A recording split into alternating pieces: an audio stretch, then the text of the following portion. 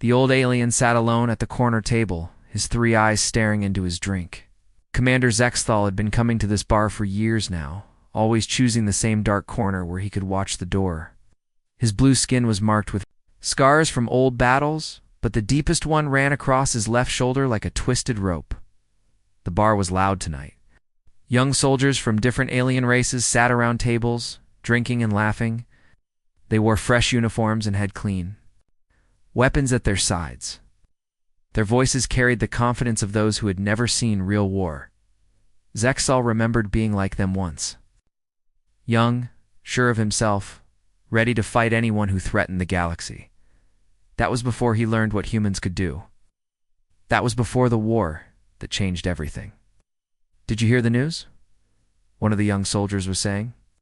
He was a Kethmari, with green skin and 4 arms. "Command is sending us to patrol the outer systems. They say there might be human ships out there." His friends laughed. "Humans?" another one said. "Those soft pink things, they break if you look at them wrong." "I heard they cry when they get hurt," a third soldier added. "How can something that weak be dangerous?" Zexthal's grip tightened on his glass. The young fools had no idea what they were talking about. They probably learned about humans from training videos made by generals who had never fought them.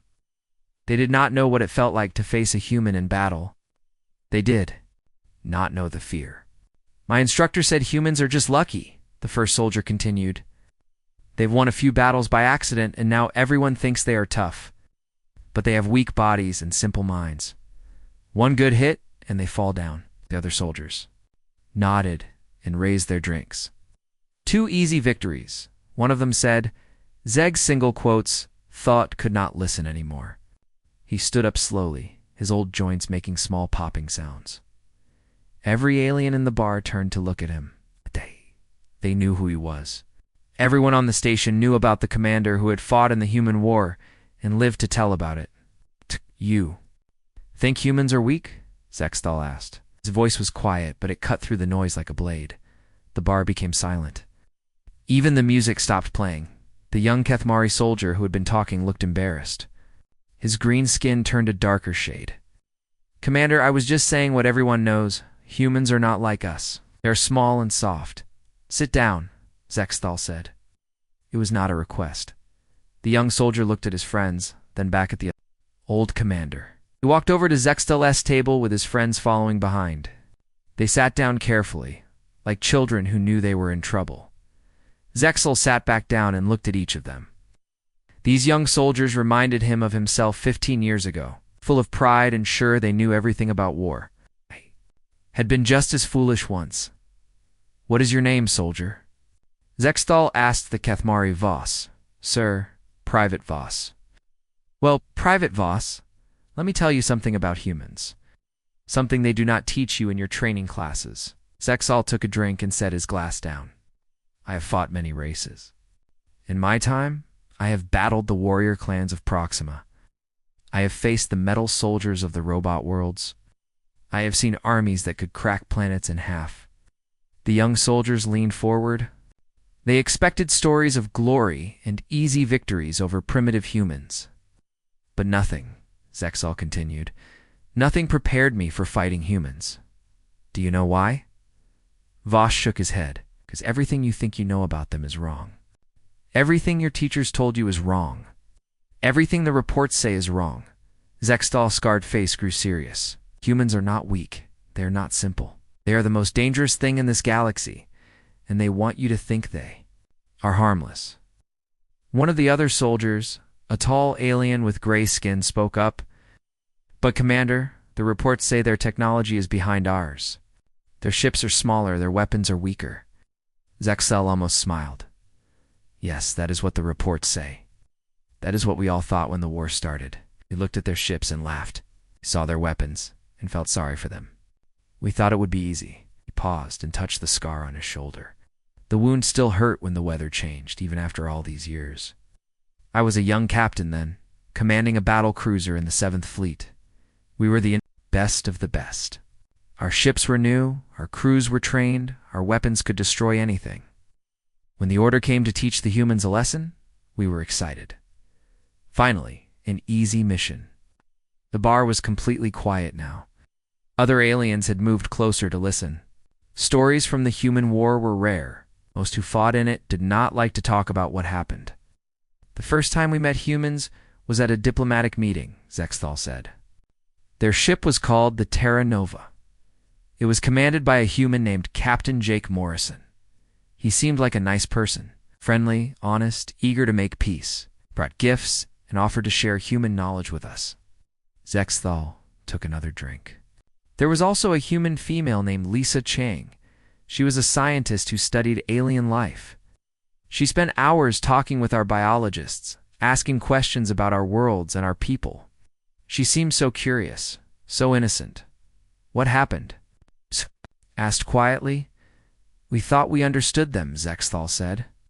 They seemed emotional and impulsive, but not dangerous. Their technology was clearly behind ours. When the peace talks failed, our admirals decided to make an example of them, send a fleet to human space, destroy a few ships, and they would surrender. The old commander's 3 eyes grew distant as he remembered. Admiral Crexton took 53 ships to human territory. The best ships we had, expected to find a few patrol boats and some cargo vessels. Instead, we found something else. What did you find? Another young soldier asked. Zexthal looked at him. We found out that humans are very good at lying. We found out that Captain Morrison and Dr. Chang had been studying us, not making friends. We found out that every smile, every gift, every friendly conversation had been part of a plan. The aliens around the table shifted uncomfortably. An idea that the friendly humans had been planning something all along was disturbing. But the worst thing we found, Zexthal continued, was that humans will do anything to win. Anything. They do not fight with honor like we do. They do not follow the rules of war. They fight like the predators they evolved from, and they are very, very good at it. He finished his drink and stood up again. That is enough for tonight. You want to hear more?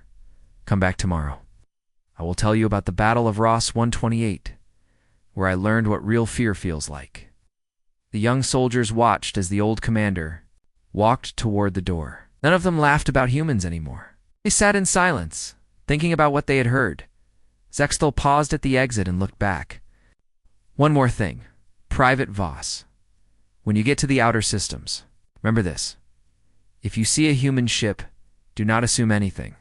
Do not think you know what they are planning. And whatever you do, do not make them angry. With that, the scarred veteran left the bar, leaving behind a group of very quiet young soldiers who were beginning to understand that they knew nothing about war. The next evening, Private Voss was waiting at Zexthal's table when the old commander arrived. The young Kethmari soldier had brought his friends again, but this time they were quiet. Word had spread around the station about the story from the night before. Several other aliens had come to listen to. Zexthal sat down without saying hello. He ordered his usual drink and looked around the table. So you came back. Good. Maybe you are not as stupid as I thought, Commander Voss said carefully. We have been thinking about what you said, about humans being dangerous. But I still do not understand. How can they be so scary if their technology is weak? The old alien smiled, but it was not a happy smile. That is exactly what we thought 15 years ago. We looked at their ships and weapons and decided they were no threat. That was our first mistake. Zexthal took a drink and began his story. After the peace talks failed, our leaders decided to teach humans a lesson. They wanted to show the whole galaxy what happened when you said no to the Galactic Coalition. Admiral Crexton was chosen to lead the mission. The commander's 3 eyes grew distant as he remembered. Crexton was a good soldier. He had won battles against the Proximan rebels and the robot fleets. He was smart and careful. He sent scout ships to human space first, to see what we were dealing with. What did the scouts find? Asked one of the listening aliens. They found exactly what we expected, Zexthal said. Small human settlements on a few worlds. Ships that looked old and poorly made. Military bases that seemed weak. The humans appeared to have maybe 50 warships total, and none of them looked very dangerous. Zexthal paused. But there was something strange. Every time our scouts got close to a human ship, the humans would run away. They never tried to fight. They would send messages asking for peace talks, offering to surrender important information if we would leave them alone. That sounds normal for a weak species, Voss said. Yes, that is what we thought too. The humans seemed scared. Ow. They kept saying they just wanted to be left alone. Captain Morrison sent several messages to Admiral Crexton, offering to meet and discuss terms. Said the humans would give us mining rights to 3 systems if we would not attack their home worlds. Zexal's voice became bitter. Morrison seemed so honest, so worried about his people. He said humans were not warriors. Like us, he said they were explorers and scientists who had never fought a real war. He begged us to be merciful. The old commander took another drink.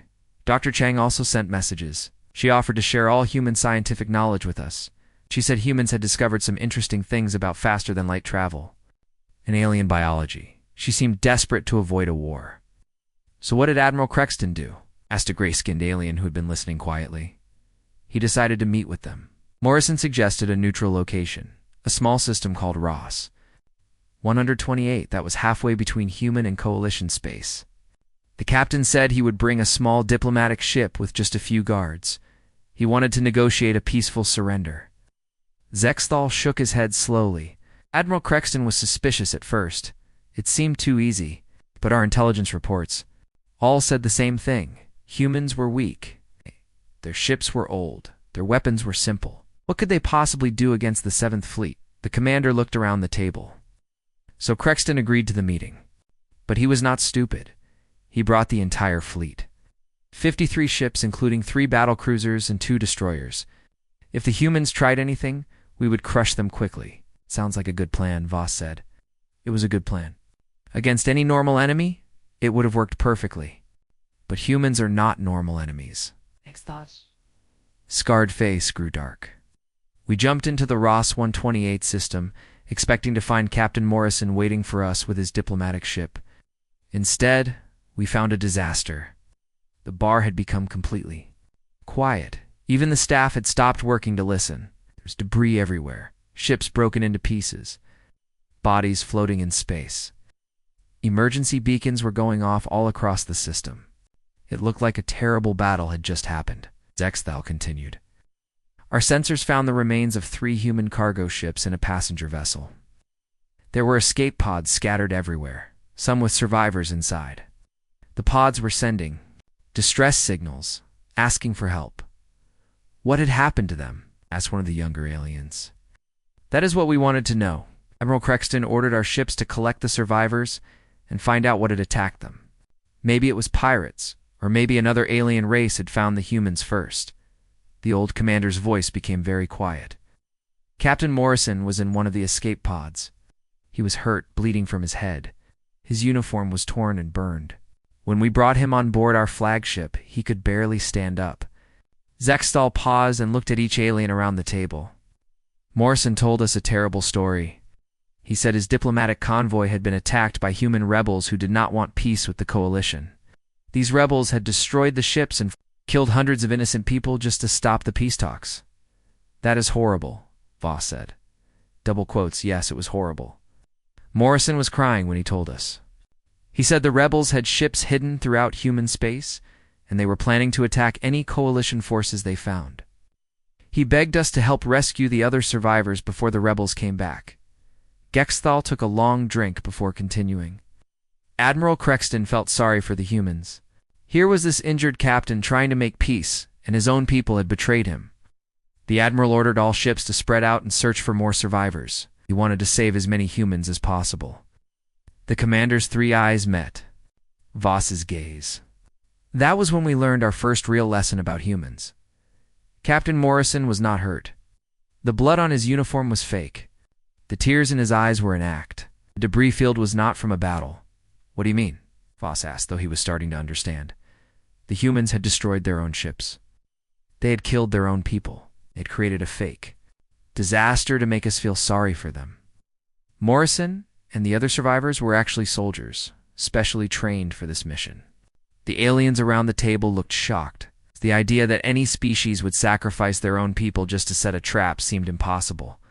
But why would they do that? Asked the gray-skinned alien. Because it worked, Sextal said simply.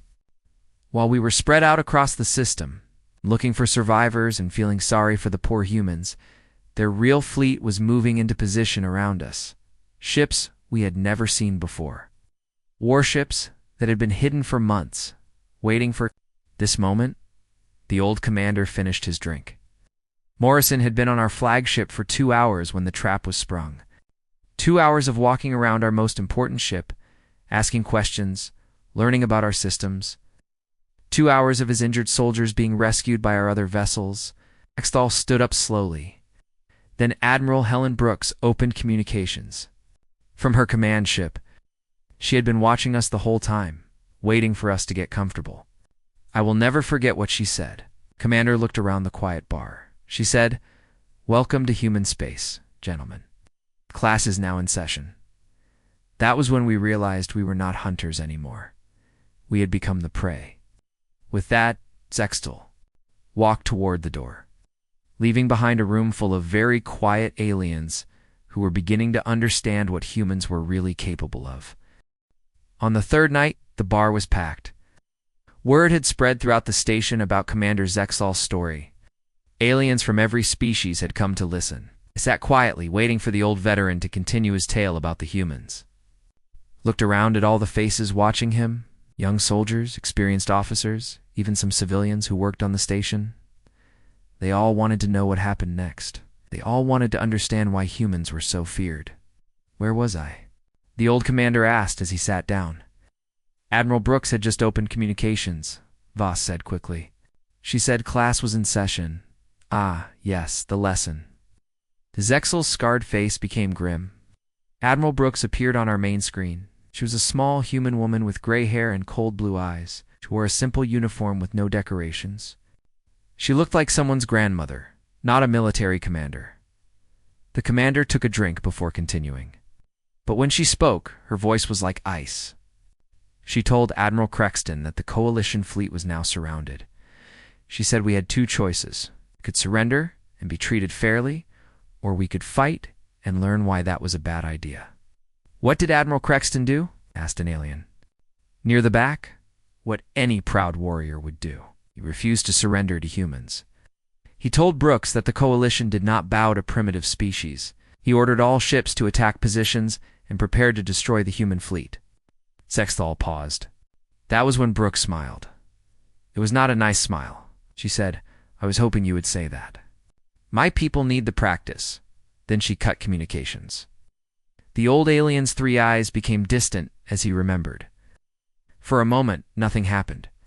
Our sensors showed human ships all around us, but they just sat there, Admiral Crexton thought. Maybe they were afraid to attack first.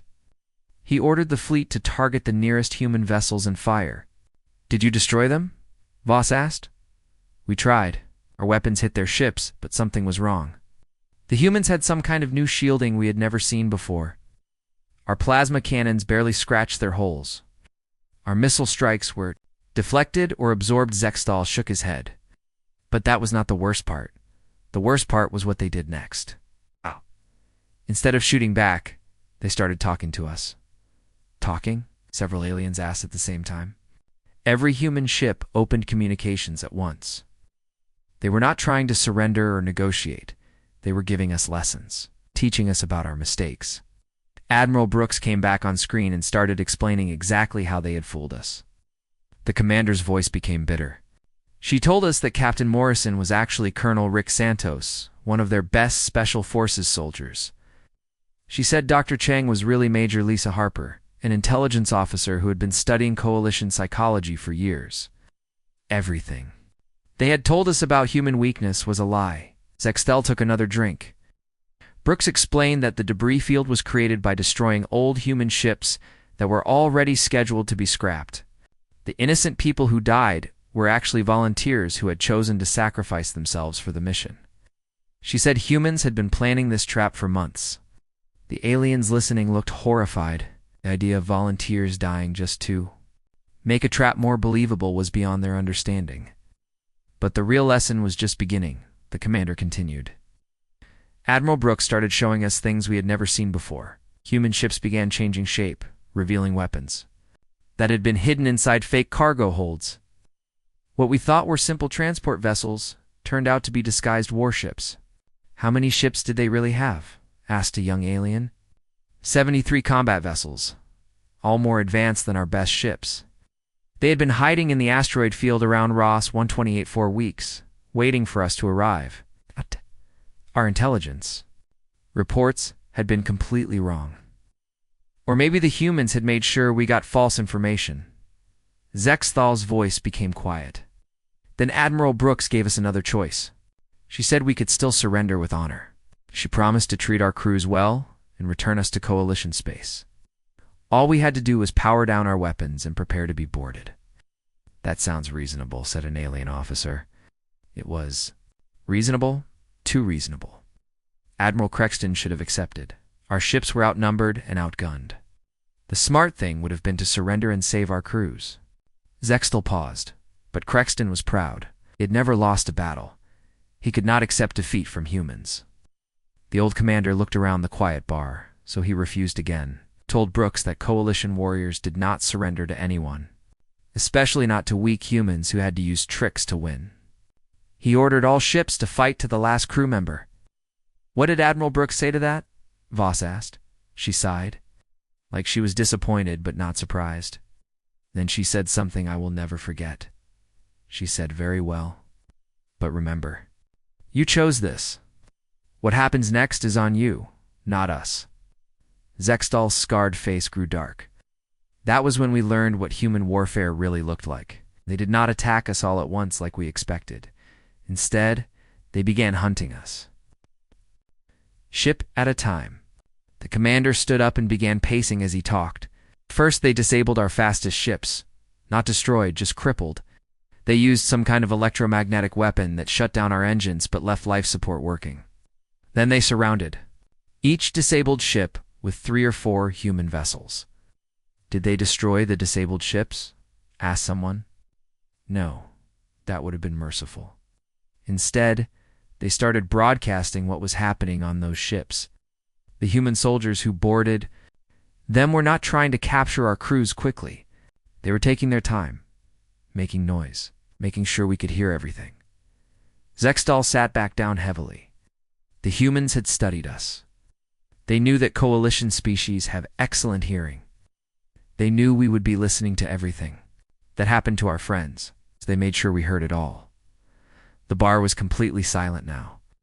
Everyone was thinking about what that meant. For 18 hours, the humans hunted us through the Ross 128 system. They picked off our slower ships first, always making sure the rest of us could hear what was happening. They used psychological warfare, fear tactics, everything they could.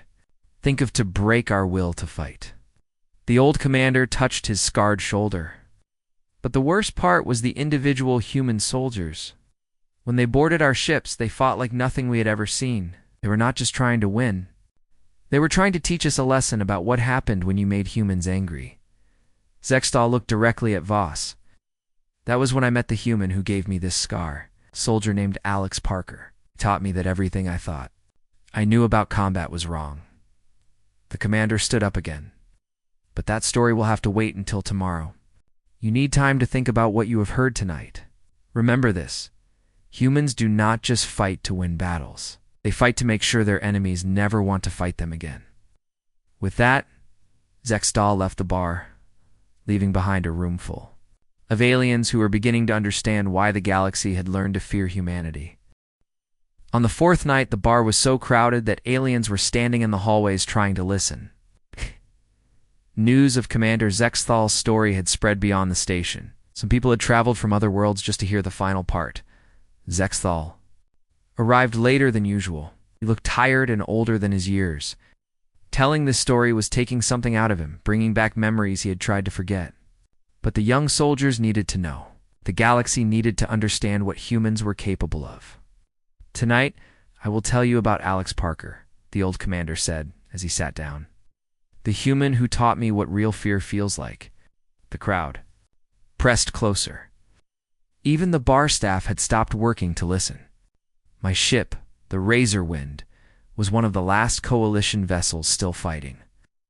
We had been running and hiding for 16 hours, watching our friends get picked off one by one. Admiral Crexton was dead. His flagship had been captured for hours. Earlier, Zexal's voice was steady, but his 3 eyes showed the pain of remembering. The humans could have destroyed us at any time. Their ships were faster and stronger. But they wanted us alive. They wanted to capture our crews and learn. Our secrets? Why did they not just blow you up? Asked Voss. Because that would have been quick. Humans do not believe in quick deaths for their enemies. They believe in making examples. They wanted other aliens to know what happened when you fought humans and lost. The commander took a drink before continuing. The human ship that caught us was called the Chicago. It was smaller than my battle cruiser, but it moved like a fighter craft. Its captain was a human named Commander Janet Ross. She spoke to me over communications. Exthal. Scarred face grew grim. Ross was polite. Professional. She told me that my ship was surrounded and my engines were disabled. She said I could surrender and my crew would be treated well. She gave me 5 minutes to decide. What did you do? Asked an alien near the back. I made the same mistake Admiral Crexton had made. I let pride control my thinking, I told Commander. Ross, that coalition warriors did not surrender. Said we would fight to the death before giving up to humans. The old commander shook his head slowly. Ross was quiet for a moment. Then she said something that still haunts me. She said, I am sorry to hear that, Commander. My Marines do not like it when people make this choice. They take it personally. Zexthal stood up and began pacing again. 20 minutes later, the humans cut through our hull and boarded my ship. Expected a quick battle. Maybe 30 human soldiers against my crew of 200. I thought we had a chance.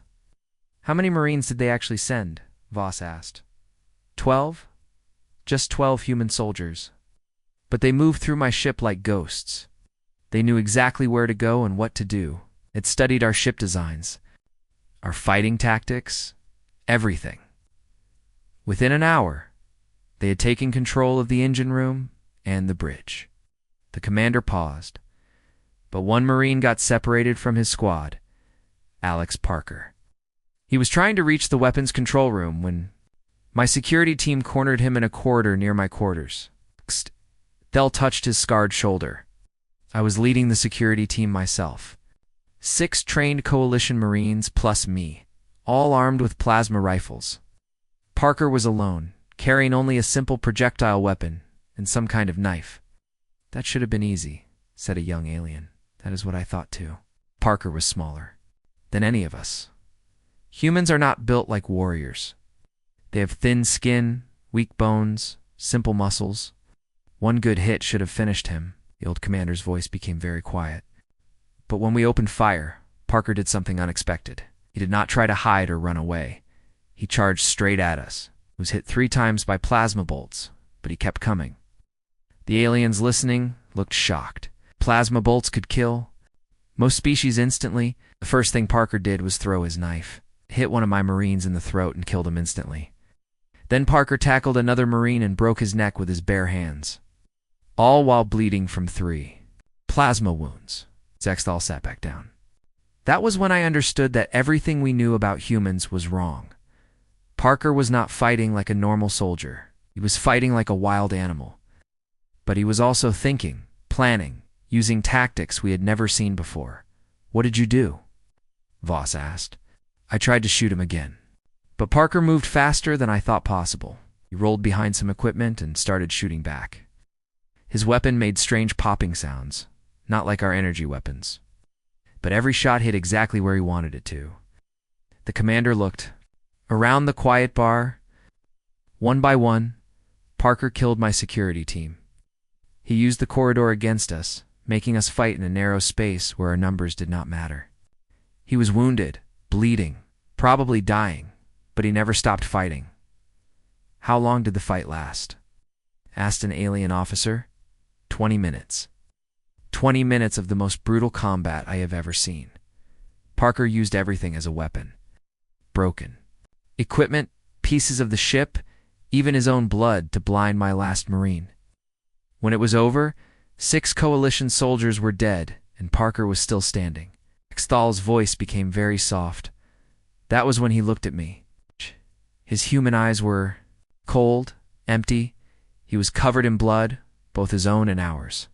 He raised his weapon and pointed it at my head. The bar was so quiet you could hear the air recycling system humming. But Parker did not shoot me. Instead, he said something I will never forget. He said, "Your friends chose this, not us. Remember that?" Then he collapsed. Plasma wounds had finally caught up with him. Did he die? Voss asked quietly. No.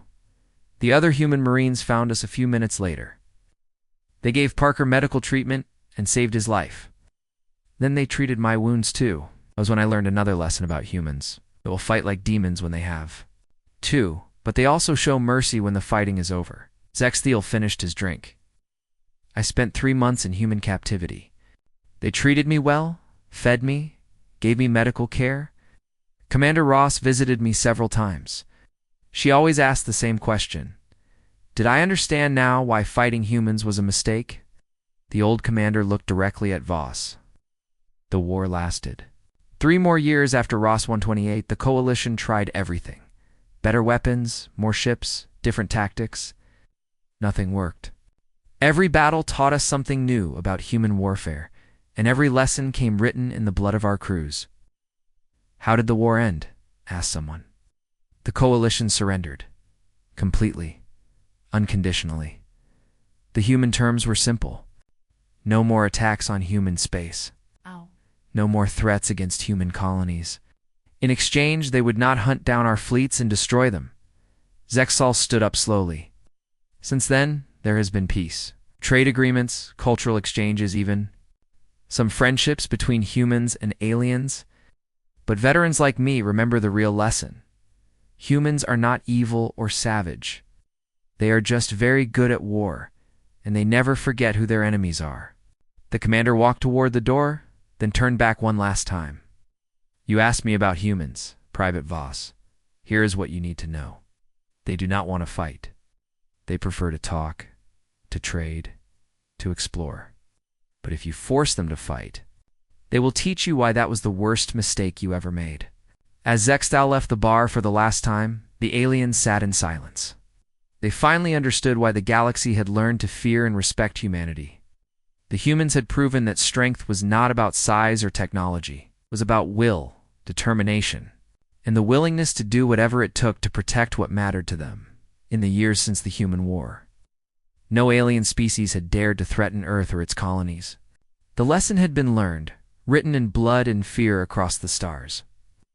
Humans were not to be underestimated, and they were definitely not to be provoked. The galaxy was big enough for everyone. But everyone now knew who the real apex predators were.